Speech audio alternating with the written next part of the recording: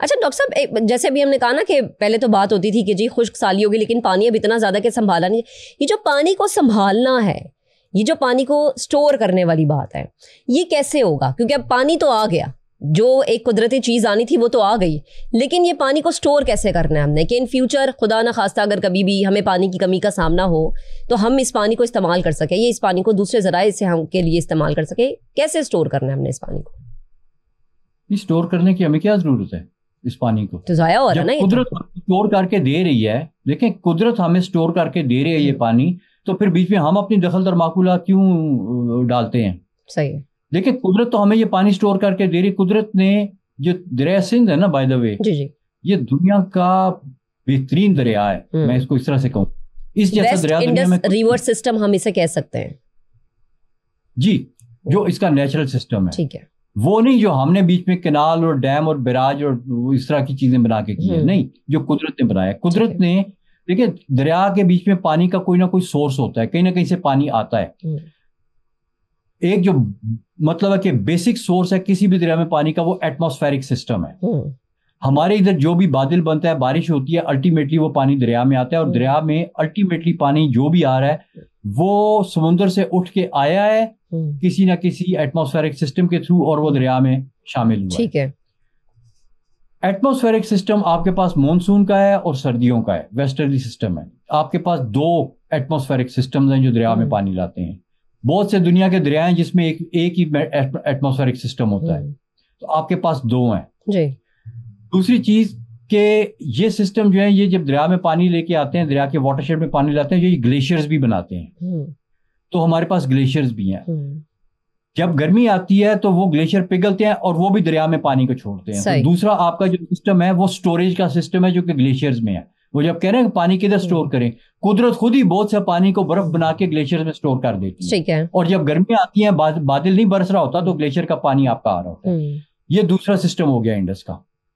तीसरा सिस्टम वो है जो कि बहुत बड़ा है और बहुत ही रोबस्ट है, वो ग्राउंड वाटर का सिस्टम है। सही है। जब बहुत ज्यादा पानी आता है आपके दरिया में, वो फैलता है और वो ग्राउंड वाटर को रिचार्ज कर देता है। और फिर जिस वक्त अब मानसून खत्म हो जाएगा, सितंबर के एंड तक बारिशें भी बंद हो जाएंगी, ग्लेशियर भी पिघलना बंद हो जाएंगे, लेकिन आपके दरिया में पानी चलेगा अगली गर्मियों तक। वो पानी किधर से आ रहा है? वो पानी आ रहा है, वो पानी जिसको हम बेस फ्लो कहते हैं, वो ग्राउंड वाटर है, वो दरिया में वापस आना शुरू हो जाए। ये आपके सिस्टम है। आपका जो दरिया का सिस्टम है वो अपने इन चार मैकेनिज्म्स पे चल रहा है कि एक दरिया का अपना फ्लो है, एक ग्लेशियल फ्लो है, एक एटमॉस्फेरिक सिस्टम है और एक ग्राउंड वाटर का फ्लो है। दुनिया का कोई दरिया इन चार सिस्टम्स के साथ नहीं चल रहा। किसी के पास एक सिस्टम है, किसी के पास दो है, हद नहीं तो तीन होंगे। तो ये तो हमारे लिए फिर ब्लेसिंग भी हुई और गुड लक भी हुई ना? जी, अब यही तो हमारी गुड लक है। अब इन चार सिस्टम्स वाले दरिया को अगर आप बगैर समझने के इसके ऊपर कोलोराडो रिवर का मॉडल लगाते हैं या नाइल रिवर का मॉडल लगाते हैं, तो आपने तो अपना बेड़ा गर्क करना है ना फिर। लेकिन डॉक्टर साहब, फिर अब इसका हल क्या है? हमने तो सोल्यूशन की तरफ आना है ना।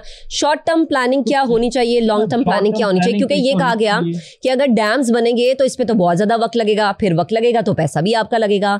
रातों रात तो कुछ नहीं हो जाता, लेकिन कोई तो एक वे होगा ना कि जी शॉर्ट टर्म में तो मेरे ख्याल में शॉर्ट टर्म जो सबसे पहली चीज आपने करनी है वो लोगों को इस हैजर्ड से बचाना है। ठीक है। और जो इस हैजर्ड से इम्पैक्ट जिनके ऊपर हुआ है, जो कोई डूब रहा है, आपने उसको डूबने नहीं देना। ये शॉर्ट टर्म मैयर है आपका। फिर आपका मीडियम टर्म मैयर आ जाता है कि जो नुकसान हुआ है उन लोगों का नुकसान पूरा करने का कोई ना कोई बंदोबस्त करना है आपने। ठीक है।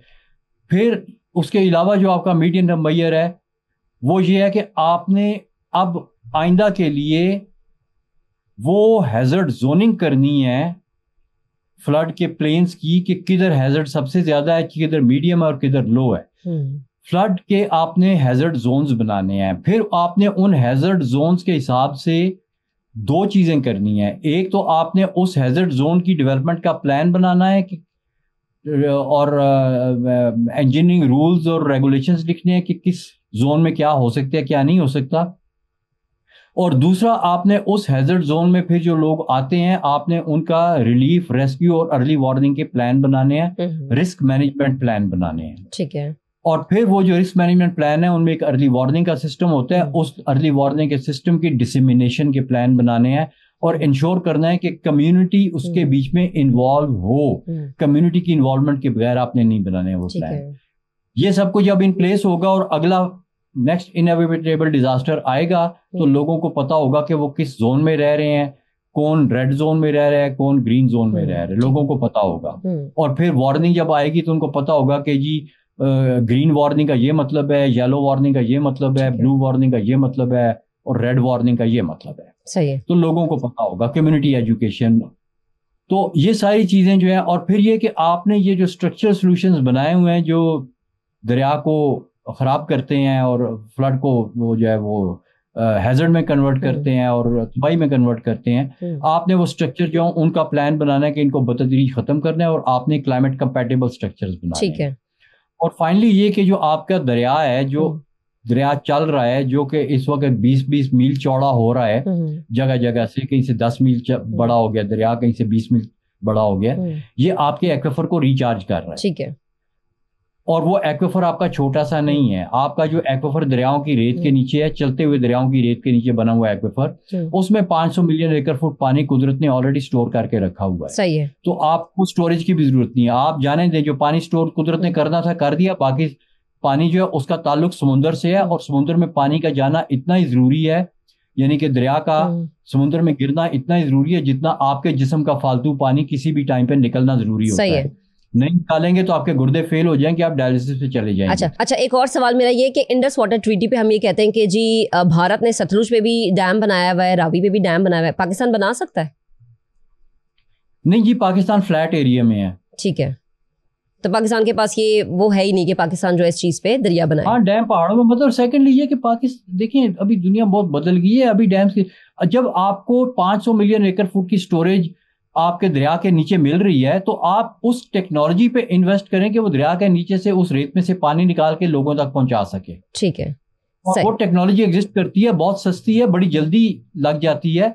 आप एक 2-2 महीने के, 3-3, 4-4 महीने के प्रोजेक्ट्स करते जाएं और आपकी कम्युनिटी को पानी मिलता जाएगा, चाहे वो इरिगेटर है, किसान है, इंडस्ट्री वाला है या कोई डोमेस्टिक यूजर है, घर में पानी पीने वाला है, उन सबको ये पानी जो 3-3-4 महीने के प्रोजेक्ट्स हैं, छोटे छोटे प्रोजेक्ट्स हैं, दरिया के साथ साथ आप करते जाएं। आपकी 90% पॉपुलेशन तो इस दरिया की, इस एक्वाफर के, जो जिसमें क्लीन पानी है, अनयूज्ड है, साफ है, खुद ब खुद रिचार्ज हो रहा है, ये पानी आपको आपकी 90% आबादी जो है वो इससे 100 किलोमीटर के अंदर अंदर रह रही है। और 100 किलोमीटर अगर आपने पाइपलाइन का प्रोजेक्ट करना, वो कितना है, 6 महीने का, नहीं तो साल का हो जाएगा। बाकी प्रोजेक्ट उससे भी छोटे होंगे, 10-10, 20-20 किलोमीटर के, 50 किलोमीटर के प्रोजेक्ट्स होंगे। वो आप करते जाए और देते जाए लोगों को। आपको लार्ज डैम बनाने की जरूरत ही नहीं है। सही है। छोटी छोटी जगह छोटे छोटे कॉन्ट्रैक्टर्स हैं, वो इन्वेस्टमेंट करते जाएं। प्रॉब्लम यह है कि जब ये काम शुरू हो जाएगा तो फिर डैम की जरूरत नहीं रह जाएगी और फिर वो बंदा जो पूरे पाकिस्तान का पैसा जो कर्जे से लेना है वो उस पे ये आंखें लगा के बैठे हो कि ये सारा मेरी जेब में आ जाएगा और पाकिस्तानी कौम कर्जे में बैंक को वापस करती रहेगी। तो यानी डॉक्टर साहब हम ये कह सकते हैं कि डैम बनाना या ये बात कर देना कि डैम्स बन जाएंगे तो आने वाले सालों में आप सैलाब की तबाहकारियों से बचेंगे, डैम्स बनाना कोई हल नहीं है। Long term planning, short term planning, और प्लानिंग वो हो जो कि वाकई आपके रिवर सिस्टम को मद्देनजर रख के बनाई गई हो, तभी आप इस तरह के क्लाइमेट चेंज का मुकाबला कर सकते हैं। क्योंकि अब क्लाइमेट चेंज भी एडवांस हो चुका है, इस लिहाजा आपको अपने मॉडल्स, अपनी प्लानिंग्स सब कुछ मॉडर्न बनाना है, एडवांस करना है, तभी आप आने वाले वक्त में या फिर अगले साल ये कहेंगे कि सैलाब ने हमें उतना नुकसान नहीं पहुंचाया जितना हमने पिछले साल देखा था। तो नाज़रीन, ये थे हमारे साथ डॉक्टर हसन अब्बास जो बता रहे थे कि डैम्स बना लेना इस तरह के फ्लड्स को कंट्रोल करने का कोई हल नहीं है।